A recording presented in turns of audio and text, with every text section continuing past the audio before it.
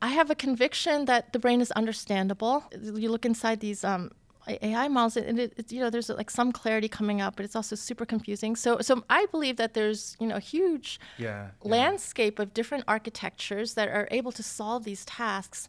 And we have 2 points. There's ChatGPT and DALL-E, and there's like the brain. And I think the brain is on one extreme of efficiency and understandability. Right. And that's what I want. That's what I care about.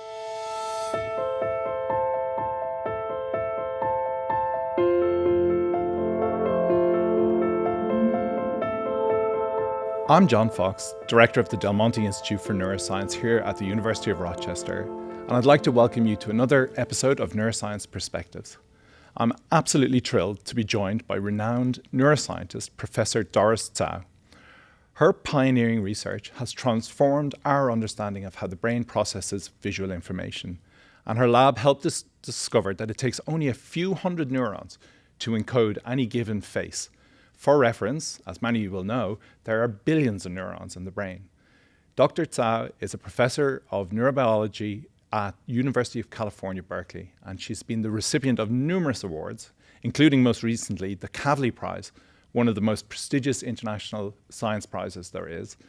She's also been elected as a very young scientist to the National Academy of Sciences and was named an investigator of the Howard Hughes Medical Institute, which is among the highest of distinctions for biomedical research.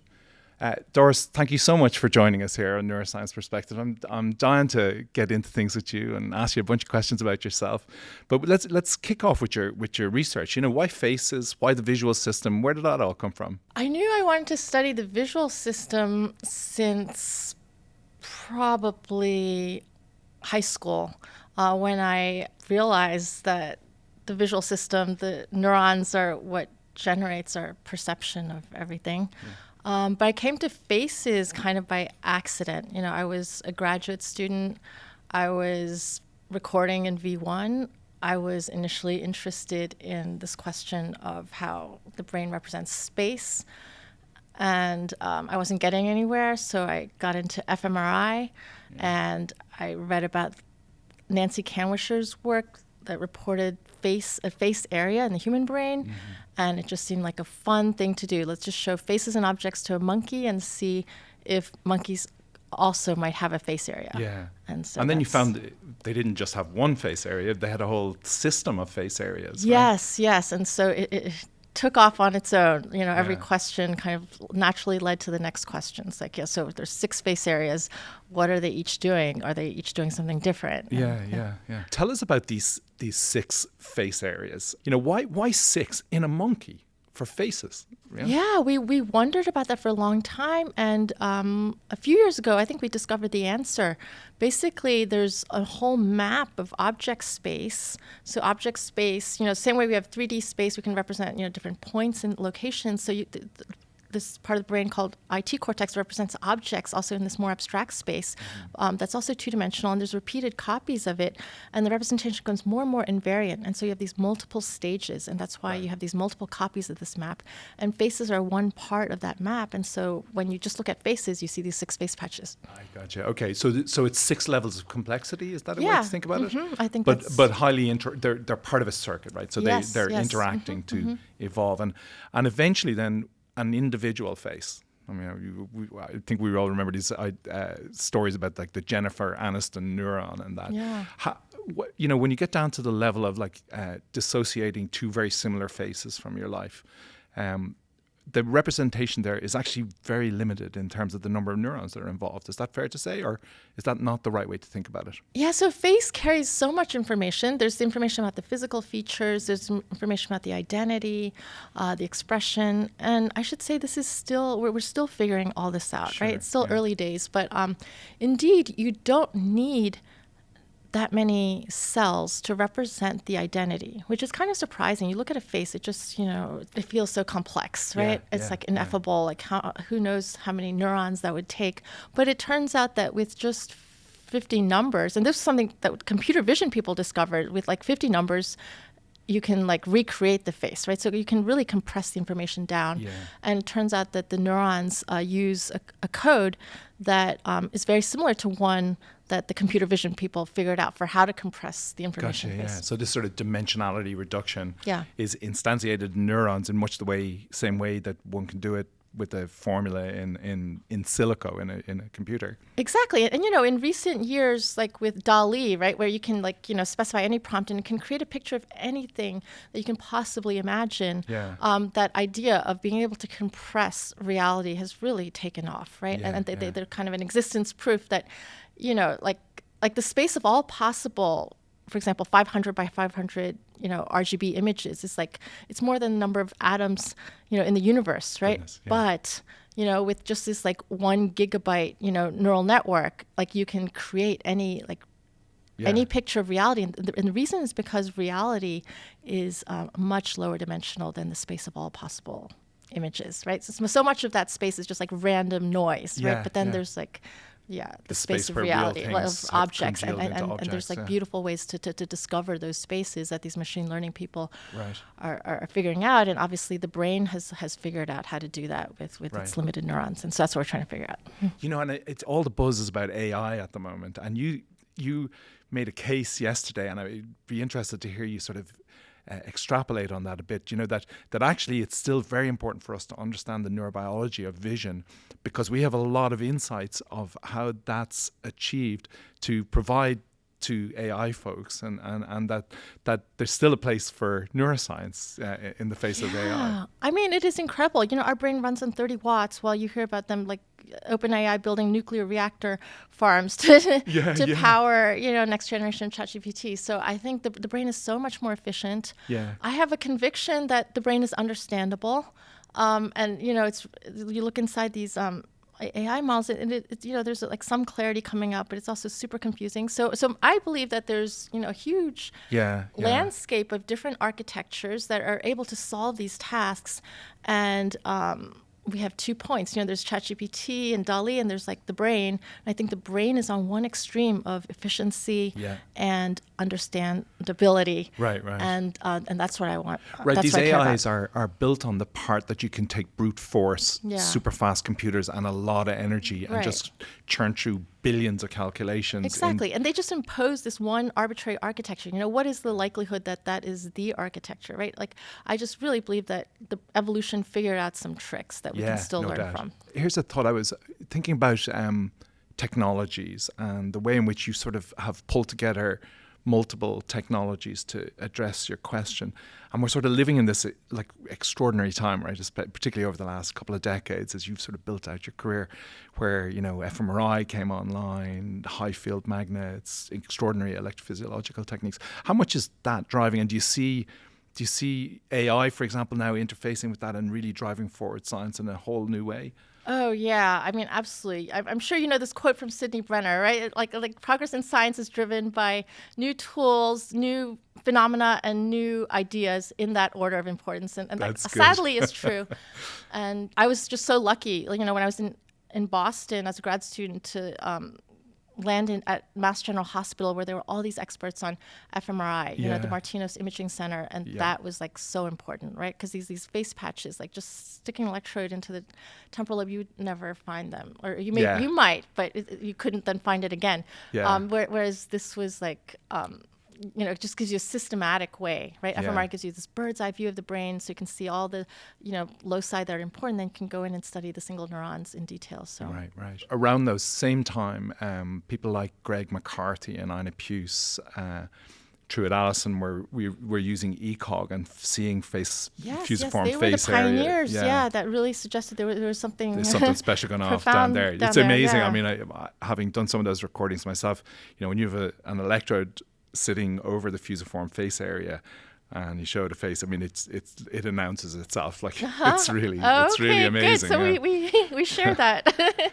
Yeah. So when did you decide you wanted to be a scientist, or you think this is where I'm going to end up? I wasn't interested in science very much as a kid. I was not really a curious child. I played with Barbie dolls. Really? Yeah. I love to read, and so I always found the biographies of scientists very inspiring. These were people who came from humble backgrounds, but just by working hard, they could, achieve glory. So, that seemed like a very accessible path to glory to me. And then it was after I got accepted to Caltech, and I was worried I was going to fall behind. And so my senior year, I started reading the Feynman Lectures on Physics, Volume 1, and that was when I understood what science was about. It was so beautiful. It's just like this freedom to ask any question you want and use your brain and think through it logically and come to an insight.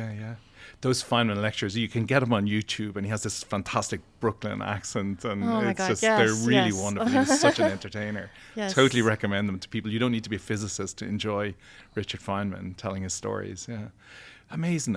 So now, but your mom and dad were academics? We came to the U.S. so they were graduate students at the University of Maryland. My mom was a computer programmer. Right. I wouldn't call her an academic. I think she was my mom. And my dad, he was during the Cultural Revolution, he was sent off to Manchuria to chop trees, and he always knew that period would end and there would be a new day. And so he, brought a thick stack of math books with him, studying functional analysis in the forest. And so, after the end of the Cultural Revolution, he got into Peking University, and then we came to the U.S. And so, he's a mathematician and always just deeply curious. Right. He's 82 years old now. He works harder than I do. Whenever I go in his room, he's watching a YouTube video, learning a new. Recently, he got excited about this area of math I've never heard of called sheaf theory, and it's apparently it's about how you can. Everything is defined by its relation to other things, and he's telling me how that's the essence of Marxism, and so that's the kind of person he is. So mathematics to political theory. Just just a brilliant mind. Yes. And an inspiration then to you, both the practical part of computer science that your mum brings to the table and the inspirational creativity. My mom actually programmed some stimuli for me when I was studying these spaces. So a big move though to come from China to the US in the 80s, was it? 1980. 1980. So moved to the US. Yeah. And how much of that do you remember? You must have been extraordinarily young at that point. I remember. I remember this night we were in Hong Kong. I remember tasting chocolate for the first time on that journey. Goodness. Somehow. The US. When we first came, my grandfather, he had been here for many years, and so he would have these American culture evenings, apparently. He would teach, because I came with my cousins and their family, and so he would teach them about all the American traditions, this is football and here's the rules and stuff. Wow. And were you 5 or 6 or something? I was 4. You were 4, right? So and yet very profound memories of that, obviously, because it was such a big change. And how much of your very early childhood in China do you remember? Vague glimmerings.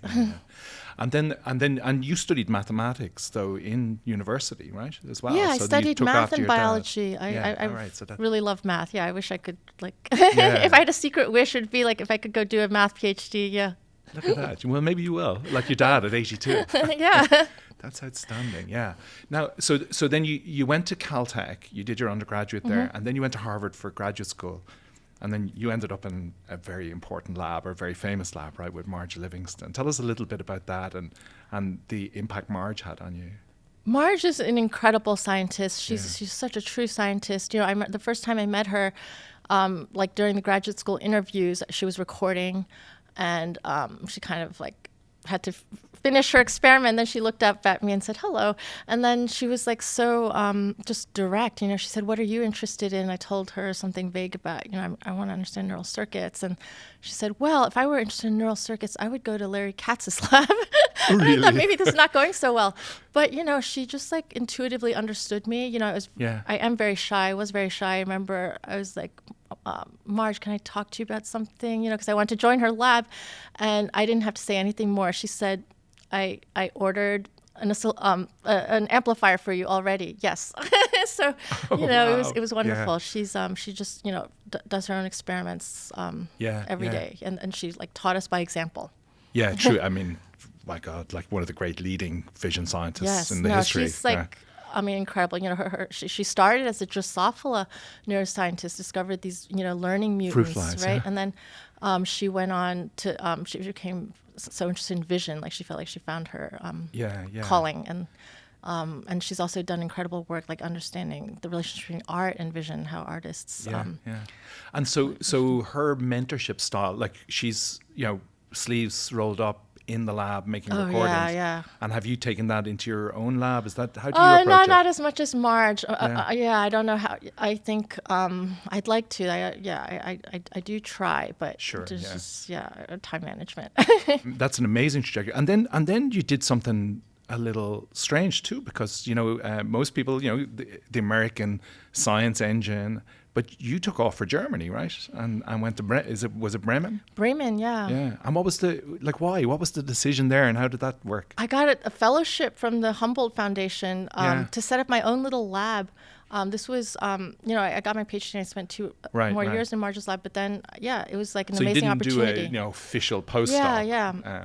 So, we had found these face patches and it just like, there's so many questions. And you were busy with that was like an amazing opportunity to keep studying this on my own. Yeah. So you off to Germany. Mm-hmm. And I'd always been interested in German culture. You were? That was, okay. Where does that come from? I think it started with music, like my father, who's always listening to Beethoven. And I think that's where it started. Yeah. And was that culture shock? Was it different? Or did you settle easily? I loved Germany. It was like a much simpler place. Bremen's a small town. There's like one department store, Karstadt. So there wasn't much to do. So I found a violin teacher. I fell in love with the violin again. I loved it. Yeah. It's a brave move. To get out of your PhD and your own milieu and the place that you've sort of trained, and to take off for Europe to a foreign country to launch a science career. And are there lessons in that, for example, for your trainees? Is there something about that streak in you that's willing to take a chance, that's part of how you approach science? Every path is unique, but I think, I've never worried too much about, I've just never worried too much, like about the future. I've always had this like irrational exuberance. And so I try to like tell my trainees, just like follow your heart, what you want to do. Everything else will take care of itself. Yeah. You gave a wonderful talk yesterday, and I was really appreciated the part where you made sure to point out exactly who the folks were that did the work, the graduate students and the postdocs, and give credit where credit's due. And it's obvious that you've put some very, very talented people through your lab. Oh yeah, everything is due to them. They're just it is such a privilege to be able to work with these brilliant young people. Right. It begins and ends with that sort of vibrancy in the ranks, and training people. There's nothing better, right? There's nothing better than to be slacking furiously about a new idea with a student and fantasizing, and it doesn't get better than that. I love it. Here, I read a quote, just going back to mentorship, and we were talking about some of these leading elders in the field, and you this is a quote, I love this. It said, "All of us desire to find a mentor who sees us as we wish to be rather than as we are." That's quite profound. Could you unpack that for us? What's that?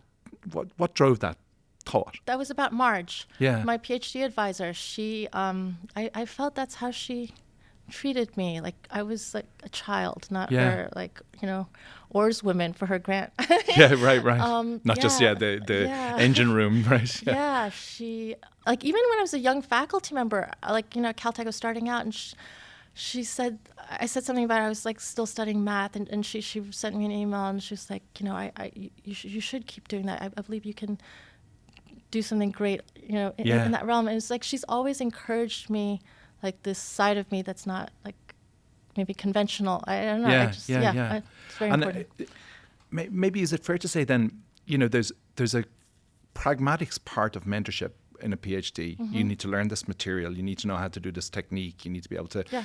And then there's the humanocentric piece of it. There's the development of the individual through these, early 20s into a fully formed human. And that a real mentorship sees those two things equally. Yes. Like, I think that, like, everyone in our field comes in with this, like, ambition, right? This raw ambition. And, like, you have to nurture that. Like, and I think, like, somehow, like, on the outside, I think it was like this, like, crazy shy, girl, like, disheveled hair and all that. And it was like, but Marge, like, saw this, like, this like inner flame, and she like nurtured that, and I hope I do that for my trainees, because they have their wild dreams, and I think that's so important, right? Yeah, developing the human as well.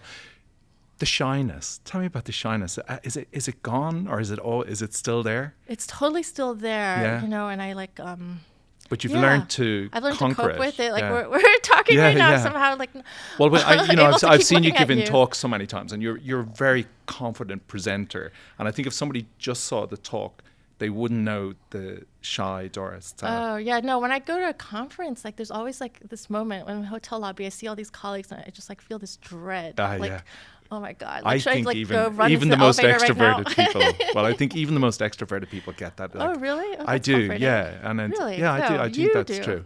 Oh, I certainly do. Yeah, I was a very, very shy youngster. I sometimes say that to people, and they're like, "No, that's ridiculous." But it was, you know. Okay. But I must say I often have that, like, you know, you walk into the reception at one of those meetings, and I go, "Oh gosh, what if I'm just standing there alone as well?" Just like, Yeah. that, you know, you wade in, I suppose. Yeah. So you've had to conquer that as part of it, because obviously the other piece is, you know, there's the doing the science, but the communicating part is equally important, right? Yeah. I have to. Again, you know, thank my mentors for that, like teaching me how to give talks and so on. Yeah.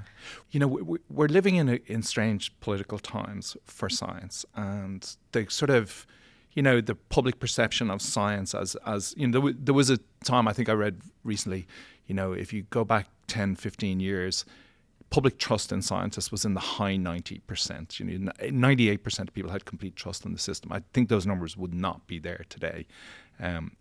What are we doing wrong, and how do we get at that? How do we get at science communication that brings our public along with us? Do you have thoughts around that? Yes, I think we need to tell people about our science, make many more efforts to do that. And I think this podcast is a great way to do that. Wow. I myself am like writing a book now, trying to link neuroscience, philosophy, and self-help. You know, because I very think good. that Yeah. there's this whole genre of like neuroscience-based self-help that's around like how you can sleep better, how you can eat better, and so on. Yeah. But I'm interested, I believe that the mind-body problem, insights into consciousness, into free will, like those insights don't live in some pure realm, right? They're about the brain, and Yeah. the brain is what we use to behave with, and they have like profound implications for how we should live our life, and I want to work that out. And so you're wading solidly into this space to bring neuroscience. Yes, I think yes, and I hope then to, you know, go out into like the Oakland Unified School District, where, you know, there are many underrepresented students who may not be thinking about careers in neuroscience, and Yeah. but they do care about, you know, how should I live my day tomorrow? Like, Yeah. do I have free will? I think they would be totally captivated by that question if they could like discover that there's a link between that and electrical activity in the brain. You know, maybe that'll change their career Yeah. trajectory. Outstanding. Thank you so much. Thanks so much for spending some time with us and Thank allowing you. us to get to know you a little bit better, Doris. You're a major star in the field. Look forward to watching you in the decades ahead and see how the work evolves. Thank you so much. This was fun.